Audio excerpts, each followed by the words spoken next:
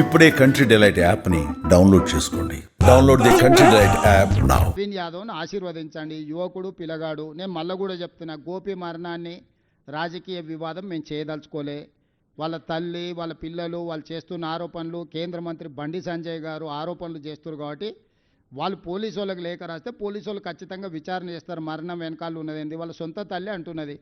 ముందే మరణించండి, కేటీఆర్ వచ్చే వరకు ప్రకటించకుండా దాచిపెట్టారు, మమ్మల్ని చూడనీయలేదని. ఇది నిజంగా తీవ్రమైన ఆరోపణ.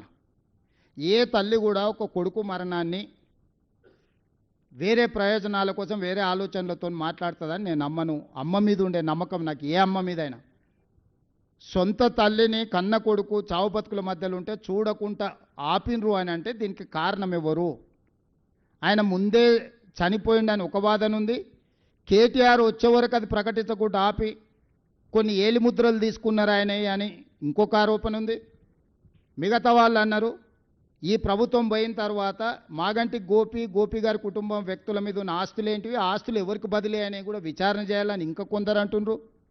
ఇట్లా రకరకాల చర్చ జరుగుతుంది. ఏ చర్చ అయినా బండి సంజయ్ గారు ఫిర్యాదు చేస్తే మాత్రం ఆయన కేంద్ర మంత్రి, పార్లమెంట్ సభ్యుడు, పోలీసులు ఖచ్చితంగా విచారణ చేస్తారని నేను భావిస్తున్నా. చట్టం తన పని తాను చేసుకుపోతుంది. రాజకీయంగా మాగంటి గోపి మరణాన్ని నేను వివాదాస్పదం చేయదలుచుకోలేదు. వాళ్ళ కుటుంబ సభ్యులు, పిల్లలు కావచ్చు, తల్లి కావచ్చు, వారు సతీమణి, మొదటి సతీమణి కావచ్చు, రెండో సతీమణి కావచ్చు, ఆ వివాదాలను నేను మాట్లాడదలుచుకోలేదు. అట్లాంటి విషయాలల్లో నేను విజ్ఞత ప్రదర్శించదలుచుకున్న. నా వివాదంలోకి నన్ను లాగకండి. ధన్యవాదాలు. సుమన్ టీవీలో మీ పర్సనల్ అండ్ బిజినెస్ ప్రమోషన్స్ కోసం కింది నెంబర్కి కాంటాక్ట్ చేయండి.